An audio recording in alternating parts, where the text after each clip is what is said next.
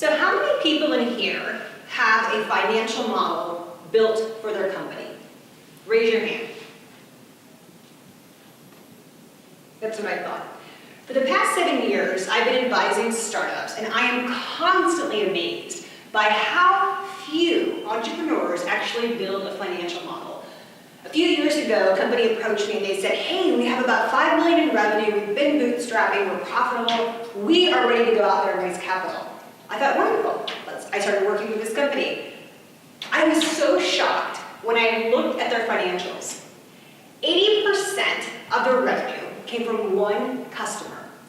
And when I showed the CEO that, he said, wow, I didn't realize that. Now, how do you not realize that 80% of your revenue comes from one customer? I find that amazing.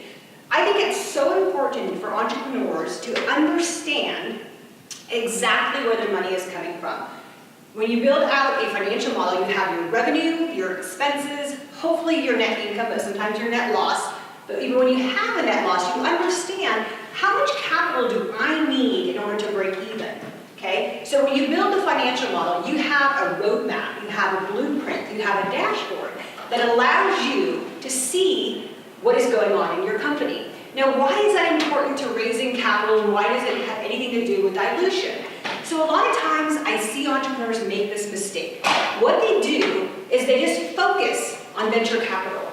My goal is to get $5 million in venture capital. And if I do that, then I can build my company. And then perhaps I have plan B. I got no's from the venture capital world, so I'm going to go out and talk to angel investors, and I'll get a little bit of money, and then I can go out and get the VC. Oh, and then it says this afterthought, the customer's money. Revenue that comes from the customer. That's something we'll worry about later. Now, I think that is completely upside down. I think entrepreneurs need to change that. It should be the customer's money that you're intently focused on. When you think about this, you think about your target audience, who your customer is, what is the problem that you're actually solving? And you don't want to take this from a perspective of, I'm going to sell something out in the marketplace. What you are doing, you are helping. So you figure out, what is the problem I'm solving for this customer? And you go out and you solve that problem for the customer. The most important money that you can raise is the money from your customer. So you should be focused not on VC, but on getting money out of your customer's pocket. It's the most important thing you can do. Now, back to dilution and raising capital. When you're out there getting money from your customer, there's no dilution. And there's lots of ways we can do this, right? There's crowdfunding. For the year 2014, it is estimated that $5 billion will go to crowdfunding projects. Now, when you do a crowdfunding project, you're doing a lot of different things. You're getting PR, right? You're getting all this advertisement for your company for free. You're not hiring a PR agency, you're doing it yourself. You're getting capital. You're getting perhaps your seed capital that you need to seed your company.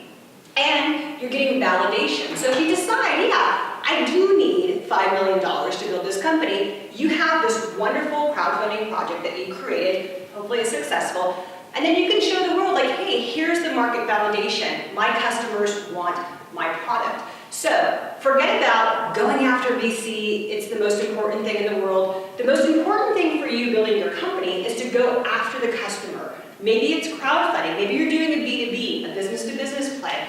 Go out and figure out, who needs the solution that you're building, and ask if they'll pay for it. And perhaps that could be your seed capital.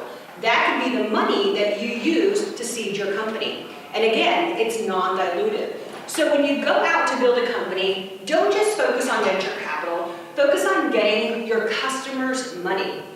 And we talk a lot about financial models and how to put your company together and how to go ahead and get that capital and how to make it work for your company. And eventually down the road, you will be taking outside capital. You will be doing a Series A, Series B, and Series C. Many of you may have heard the story about Angie Hicks. She's a woman from Angie's List. When her company went public, she owned 1.7% of the company. When Facebook went public, Mark Zuckerberg owned 30% of the company. So how does that happen? It's because Facebook was focused on non-dilution, right? Only building out what they need. Now, it's not to say that Facebook went out and raised money from their customers, because Facebook, as an ad-based model, actually had to amass users. It took Facebook 6 years to reach profitability. They had to raise over $300 million to get there. But still, Mark Zuckerberg owned 30% of the company when they went public. So if you can focus on your customers, great. If you're building a company similar to Facebook, you probably can't. You probably have to go out and raise capital. Twitter recently went public.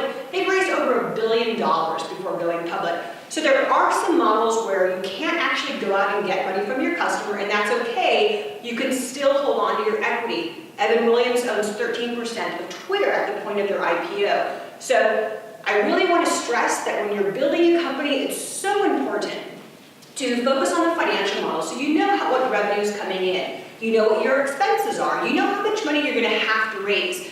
You know how much you need for your seed. You know how much you need for your Series A, and so on and so on and so on. So you're not diluting your company.